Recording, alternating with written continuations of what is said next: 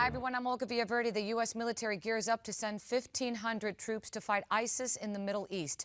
Lieutenant General James Terry says U.S. armed forces are already seeing success in the battle against the militants.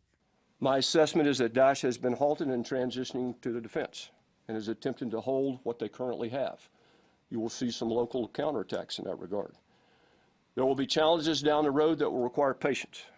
The Lieutenant General says a trained security force backed by a strong Iraqi government will lead to stability in that region. Meanwhile, the chairman of the Joint Chiefs of Staff, General Martin Dempsey, says 3 top ISIS leaders were recently killed in Iraq. In an interview with the Wall Street Journal, the general says the strikes that killed the militants will also disrupt the terror group's ability to conduct its own attacks, supply its fighters, and pay for its operations. In Nigeria, gunmen suspected of having ties to Boko Haram kidnapped more than 180 people. At least 35 were killed during the attack, and most of the hostages are young women and children. A Nigerian government official says news of Sunday's kidnappings was delayed because militants destroyed communication towers in that area.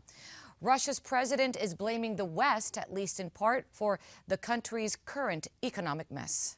Конечно, сегодняшняя ситуация спровоцирована внешними факторами. During a news conference, Vladimir Putin said Western sanctions over Ukraine are responsible for about 30% of the problems with Russia's economy. He also vowed to fix the problems within 2 years, but did not say how.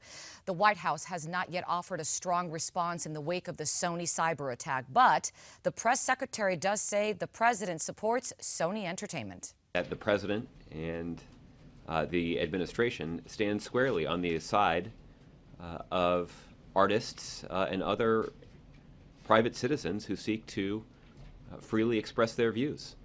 Sony announced they are canceling the Christmas Day release of The Interview amid threats from the hacking group that said it would launch 9/11-style terror attacks on theaters that show that movie.